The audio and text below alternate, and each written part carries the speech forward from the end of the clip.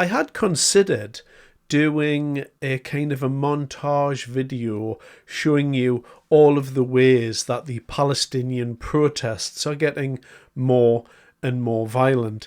And, those videos are available on X. There are countless videos like this one.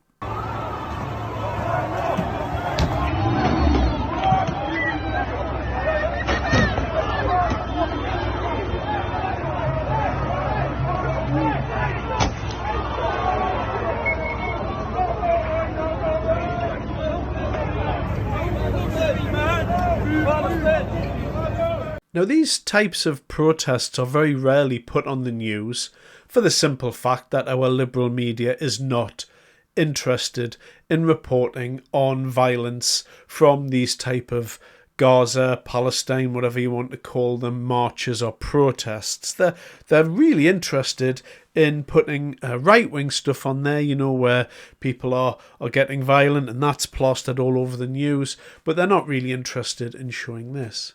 Now, the real reason why these marches should be banned isn't because of what you've just witnessed there. Young ladies sitting on a bench running away from the violence because they fear that something's going to happen to them, etc. Or you've got our war memorials being desecrated in the capital, and you've got a range of other things like Jewish people not being able to walk the streets for fear of being hurt, etc. All of those things are relevant. But there is a more subtle thing at play here, and it's something called dawah. Now, what is that? Well, that's the spread of a silent, radical version of Islam. And who better, far more eloquent proponent of the English language here, Niall Ferguson. I'll show you this little clip here of his excellent description of exactly what that is. Extremely important distinction that not many people understand, but my wife Ayaan Hirsi Ali wrote an entire book about it, about dawah. Everybody knows jihad. Yes. Everybody's heard of the idea that you should make war on behalf of the Prophet. But the point that Ayaan has been making for years is that it's just as insidiously effective, and maybe more effective, to engage in a peaceful proselytization on behalf of Salafism and other forms of radical Islam.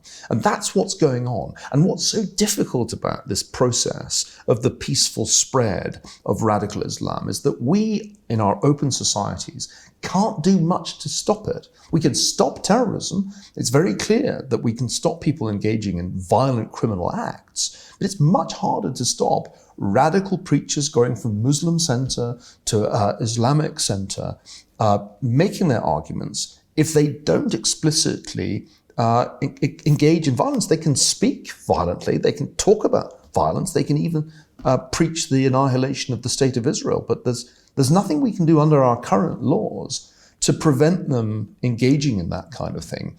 And so I think that's part of the problem that we face. It might be that there'll be another upsurge in terrorist violence. I don't rule that out. But it might be that they concluded that that's not actually the most effective way to get what they want. So, dawah, the spread of radical Islam through peaceful means. And I think what Niall Ferguson was touching on there was absolutely spot on. I think radical Islamism has worked out that it doesn't need to use force to get what it wants in the UK, which is essentially to spread Islam as far and wide as it can in our society and institutions. If you do think about it, a lot of our students in universities have been captured by this ideology. You see them there with the black and white scarves on, shouting Free Palestine and all of that, little realising, I think, most of the time what any of them are talking about or understanding the conflict generally. And I think that the radical version of Islam, which is perpetuating and it is spreading throughout our society, and you see it in our MPs in Parliament, you see it on a lot of different spheres, and particularly in institutions, certainly in universities, certainly in the Houses of Parliament, etc. This is spreading, and it's a kind of a peaceful spreading. And what we've done, we've allowed these marches, these Palestinian marches, to continue going on and on and on. And who knows how long this conflict's going to go on for. But if it keeps going on for another 1, 2, 3 years, or however long it's going to play out, we're going to see these marches gain notoriety, if you like. And we need, as a society, to come up with a way to prevent radical Islam from spreading throughout our society. And the only way that I can think of to counter it at this very moment, aside from keeping a watch on, radical Islamic preachers, is to stop the Gaza marches. That's one of the ways that radical Islam is spreading throughout our society. And if we stop those marches, then we put a temporary halt on things with regard to the spread of radical Islam. Now, if you yourself can come up with another way that we can prevent this dawah, I'd be pleased to hear it in the comments. But, in terms of what we can do and looking at the problem that we've got, I think it's on our politicians and it's on the police to stop these marches and get a grip of our streets. Really, things are getting out of hand and we need to rein things in. And the only way that I can see, at least put a stop on that at the moment, is to stop these Palestinian marches from going on. It's got nothing to do with the British people at all, and it's making a joke out of our democracy. Thanks very much for your time.